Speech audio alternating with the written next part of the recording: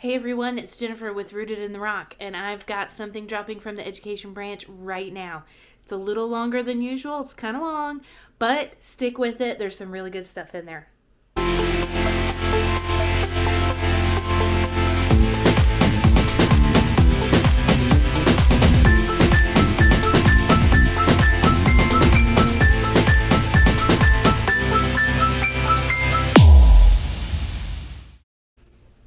Hey everyone, it's Jennifer with Rooted in the Rock. I'm so glad you're here. Today I want to talk about something pretty major. Actually, this is my teacher hat, okay? My eldest daughter decided that the Yeti hat must be the teacher hat. So here it is. All right, so if I'm wearing the teacher hat, I'm talking about something school, right? Okay, we're going to talk about homeschool today. Now, a ton of people have decided lately, especially lately, pandemic, all the things, we need to homeschool. Alternatives to public education. So where do you even start? Where do you begin? Well, you need to look at your circumstances, okay? If you've decided, okay, well, hang on, back up, stop right there. First thing is first. Do you feel like God is telling you to do this? Do you think the Holy Spirit is leading you to do this? Right? So, what is the Holy Spirit directing you to do? If you feel that is not public school, some other kind of alternative, that's great. Now, what do you do?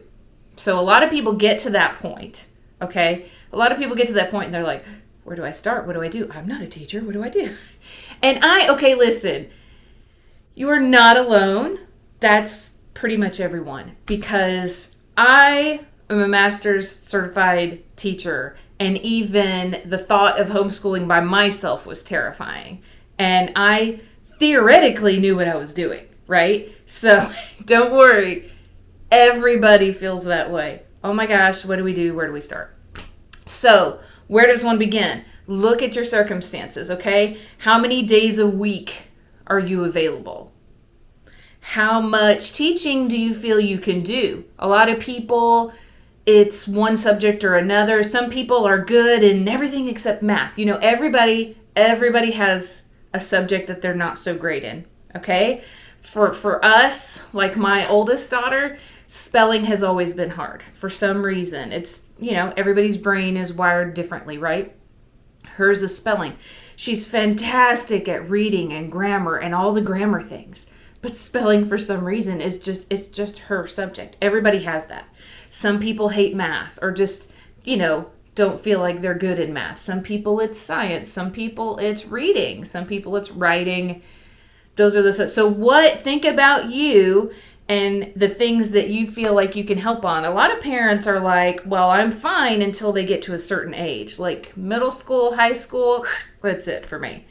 So think about that. Take a mental inventory. How much money can you spend? Okay, there are so many options. So many options, okay?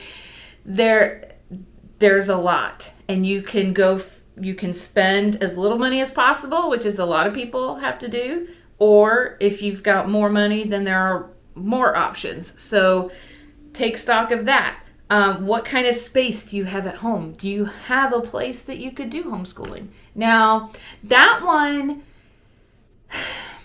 for us, okay, before the pandemic, my husband never thought he could work at home. Oh, you guys homeschool, you do this, that, whatever. It wouldn't be quiet enough. But in the house we have right now, the room that we use is the office. We call it the office. It's not really an office, but we made it an office. It's a bedroom.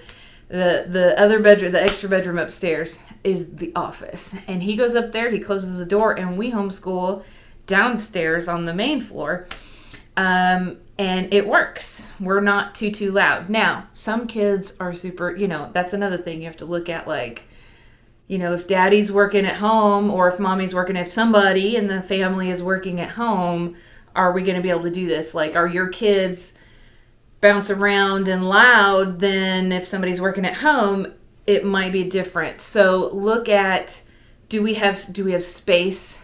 Can we do this at home? Is there somewhere we can be to do our work and not bother someone else, or do your work without being bothered? I know when my husband's on the phone, he talks pretty loud. When the door's closed, it's not, it doesn't really, and if the door's closed and we're downstairs, it's not a huge deal. But there are some people that are really trying to concentrate and they just can't take any noise. So just think about those things. Do you have a space that either won't bother anybody else or other people won't bother you, that you can get your work done? Okay, so look, circumstances. How many days a week are you available? Okay, when you're looking at what program you can do, is this something you can do every day, or is this something you can do a few days a week? How much teaching do you feel you can do? And how much money can you spend? And how much space do you have at home? Do you have a space you can do this? Look at all those things. You need to take an inventory, look at all those things. Now, look at the options, okay? Like I said, there's a lot of options, okay? So, number one, there's online programs from local. So a lot of these, especially since the pandemic, this is something that maybe 5 years ago even wasn't even around.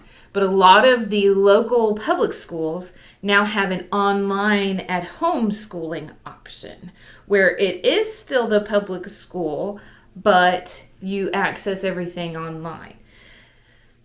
Different school systems in different places do it differently. So look into your local county or city, depending on where you live, county or city public school system. Sometimes they have a schooling at home option where you get the materials and everything through them. You just do the work at home rather than going to school. Okay.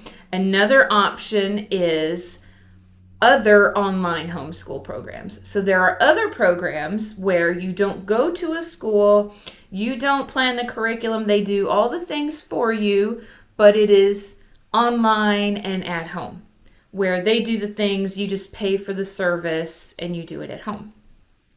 Another option is all on your own custom homeschool. That's where you pick the curriculum, you make the schedule, you do all the things. There are also some of the curriculums that you can get. Some of them are mixed as to if you have to do all the teaching or not. And some of them make teaching easier, where they tell you what to say or what to do. Lots of examples of that. That's a whole nother video for another day. Okay, another option is co-op groups.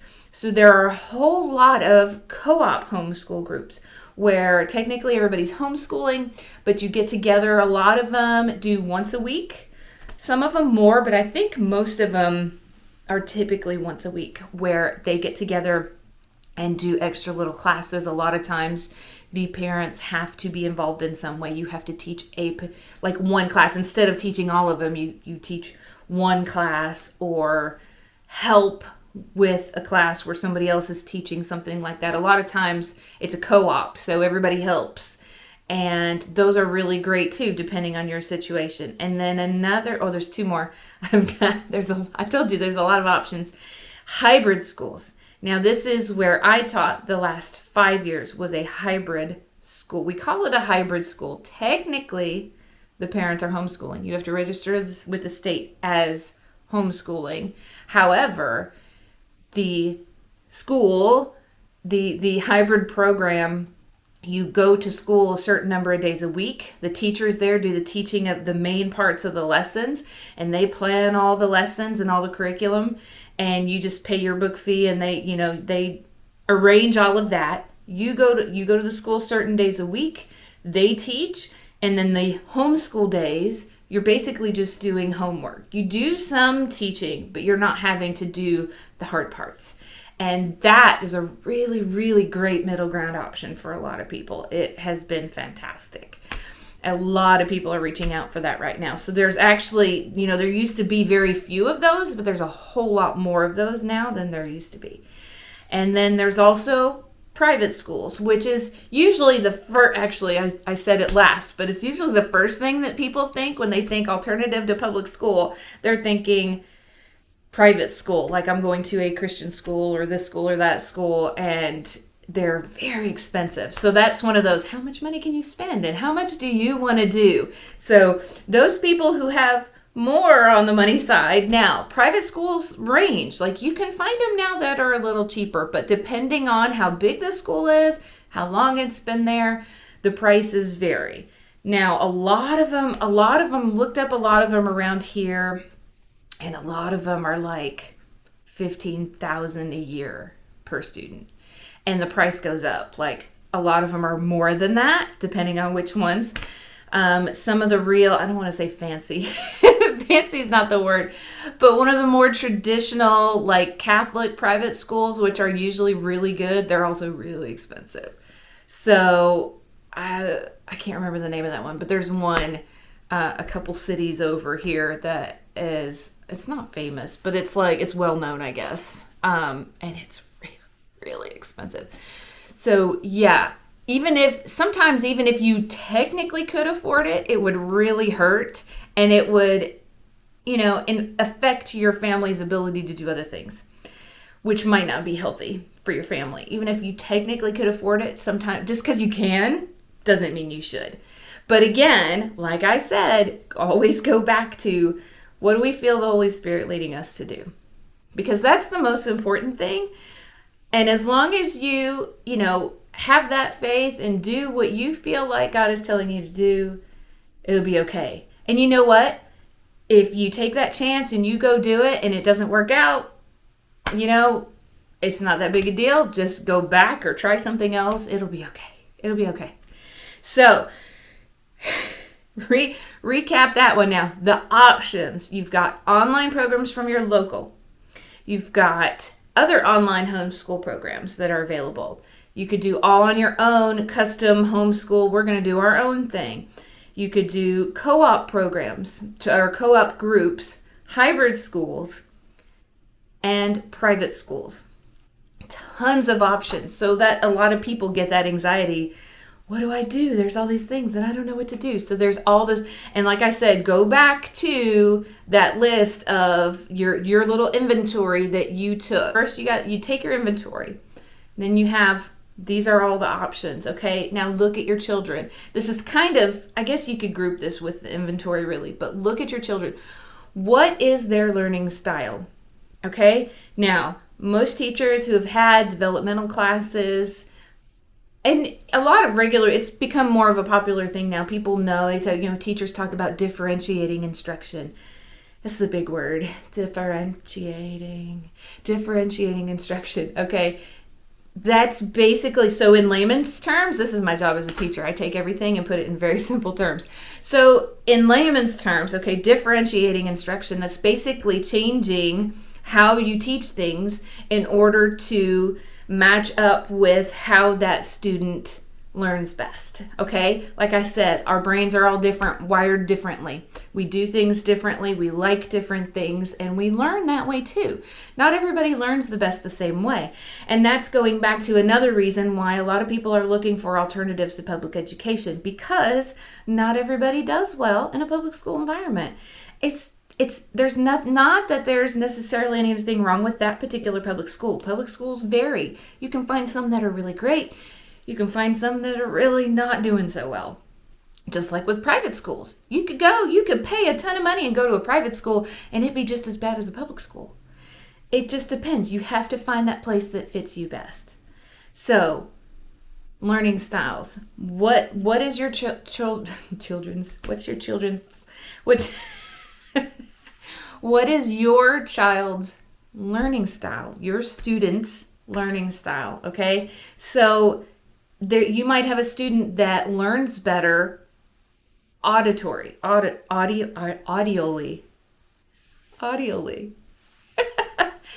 You might have a student that learns better by hearing, like they can listen to audiobooks and they get it better.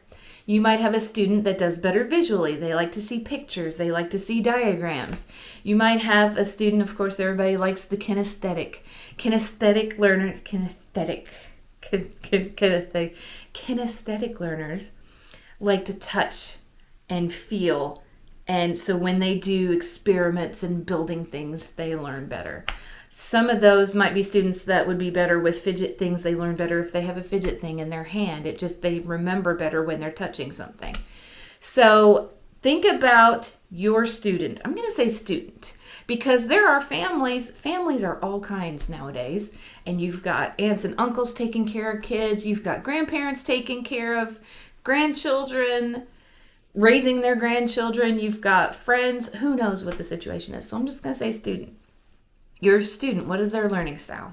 How do they seem to learn best? Okay. What is their love language? Okay, you're like, love language, what does that have to do with learning? Well, listen. I'm telling you, teachers, it's a hard thing to take care of that many kids, and you have to know how do they learn best and all of these things and try to get everything into them to stick as possible, and it's hard. So what is their love language? Now, love language is a lot of you guys, if you're a Christian families, you might have read the book, you might have, done the test and you've heard of this before. Some of you may have never heard of this before, but there's something called love languages. What gets you going, right? Like there are some people where, off the top of my head, I'm just going to name a few because I don't remember the whole book at the moment, but love languages. So someone, the thing that makes them feel great the best might be, I'm spitting, might be gifts. So it might be gifts. Now, a lot of most kids, they love gifts. They just love getting little treats and gifts and things. But that's why there's a different test for kids and adults. But it might be gifts. Getting gifts might be the thing that they love the most. Or with some people, it's acts of service. So when you do something for them, like helping them clean or doing, picking up the groceries for them or whatever, for some people it's acts of service. Doing something for them is what makes them feel loved the most. Some people it's touch. They want kids. I'm trying to figure out how to say this without. There are kids who, kids don't get touched enough in a good way. It's so, I'm trying to figure out how to say this without it sounding bad. But people need to be hugged. They need to feel human touch. There are studies with babies. I don't even want to know how this study came about or was done because it could be a cruel thing. I don't know. But there are babies they've studied. They've probably just taken notes of what is naturally happening. But babies who don't get held and loved on don't survive as well. The ones who don't get held and loved on don't survive as well as the ones who get held and loved on. Human touch is it's an important thing. Now, so sometimes that could just be a pat on the back. Some kids, depending on, if you have any sensory issues or this or that, there are some kids that they're not a hugger, okay? They don't touch me, personal space, okay? But some kids just a little rub on the back. It will just kind of help them calm and focus. It depends. Like I said, everybody's wired different. You got to figure out what's a. But especially if it's your child, you should be hugging on your child anyway, all the time. Unless they're not a hugger. So love languages, like I said, what is your kid's love language? What makes them feel loved? It could be gifts, it could be touch, words of affirmation. Some kids do better. Just tell them, hey, you're doing really great, or that looks good, or I see the effort you put in there. That's that could be a whole nother video. Words of affirmation just by itself, honestly. Oh, we could talk about love languages someday. I don't know. We'll see. Anyway, what is your kid's love language? So what kind of homeschooling program would fit best? Sorry, here's my ADD coming in. I'm like, oh, look, the camera moved.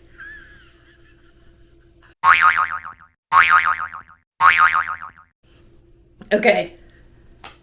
Love languages. How does your child feel loved the most. You want to work that into your homeschool education. So which homeschool program is going to push that button for them the best, right? So how can you work, some programs come with stickers or charts. For some kids, stickers and charts are like the most amazing thing. And some kids, they couldn't give anything less for, stickers and charts. They don't care at all.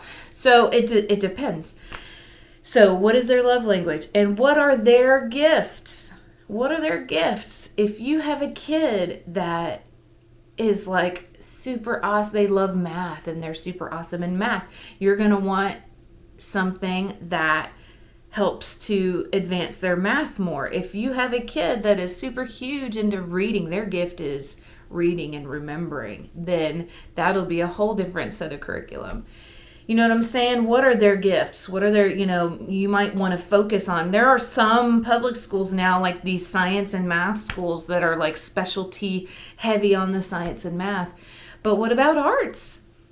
Your kid might be super gifted in acting or music or art, like art. It's part of the arts. Your kid might be a really gifted in sketching or drawing.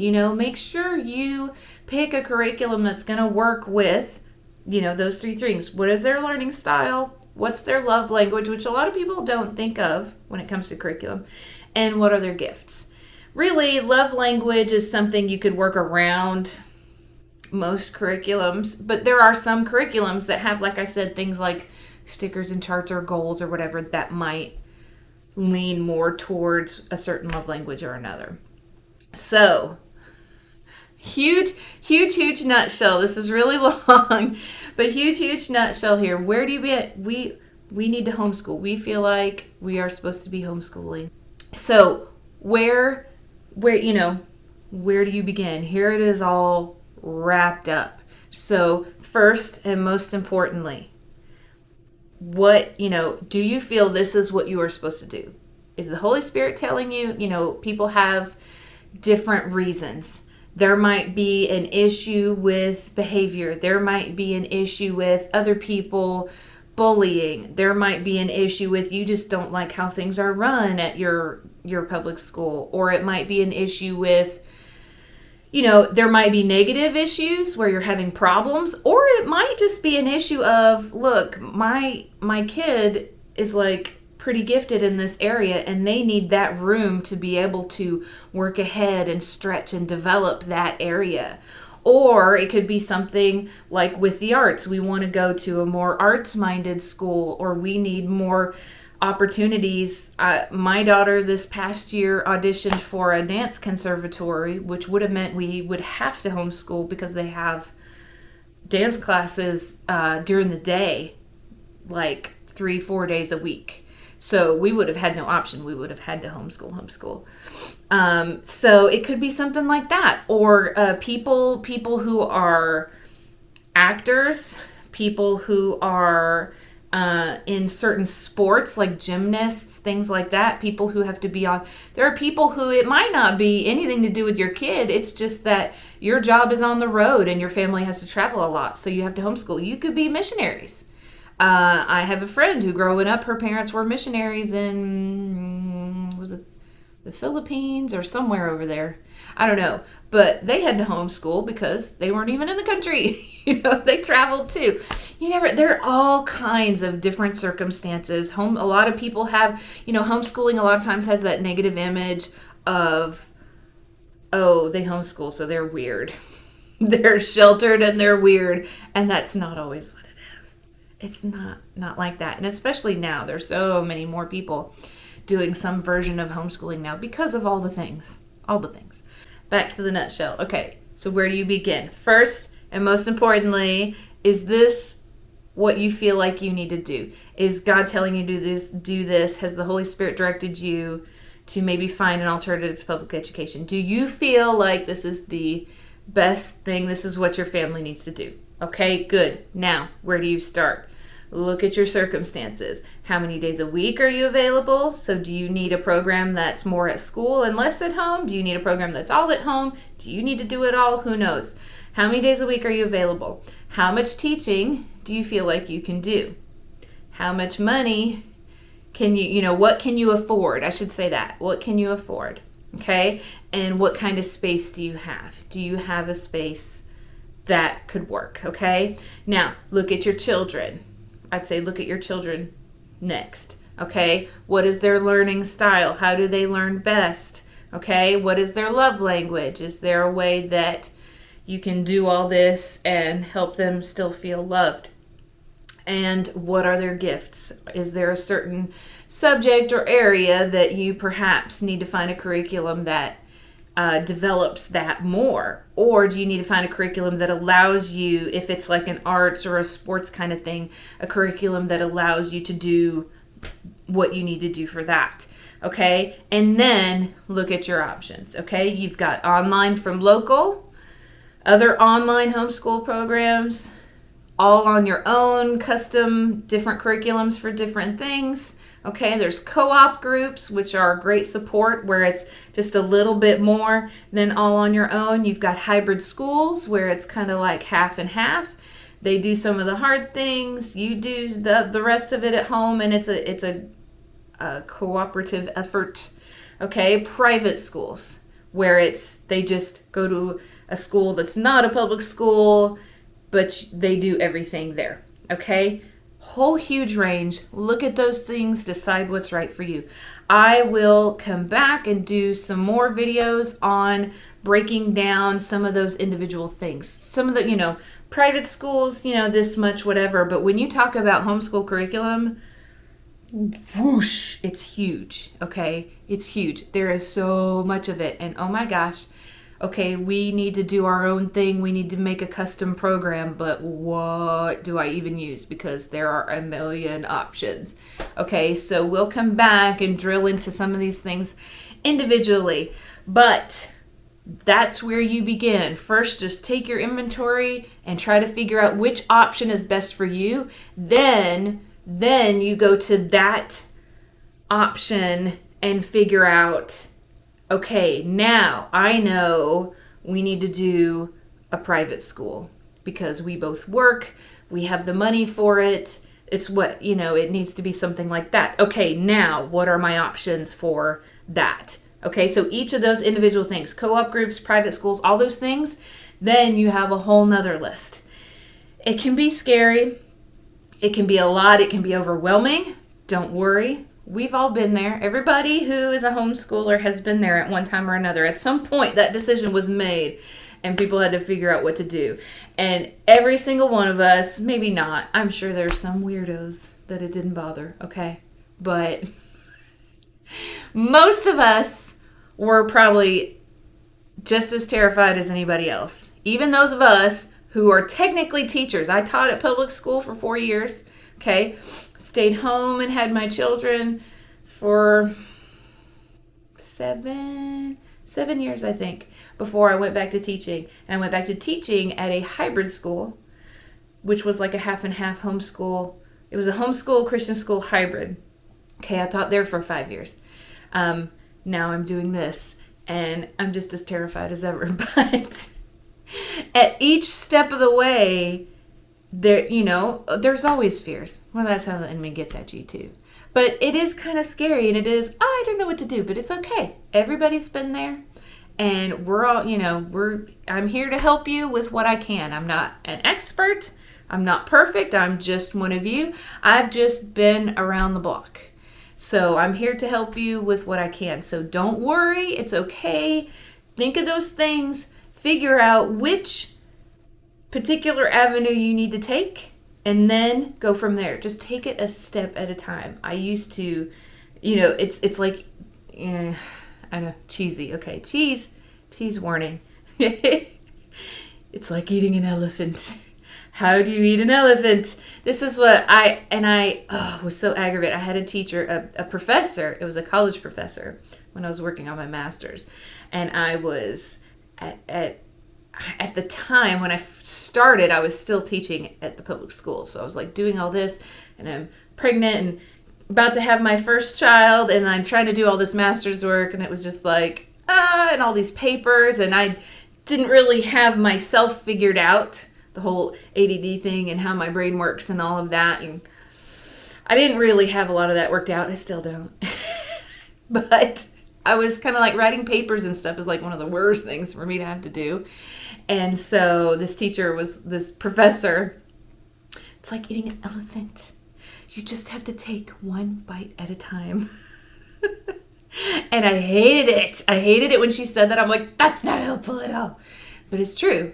It's true. You have to like stop worrying.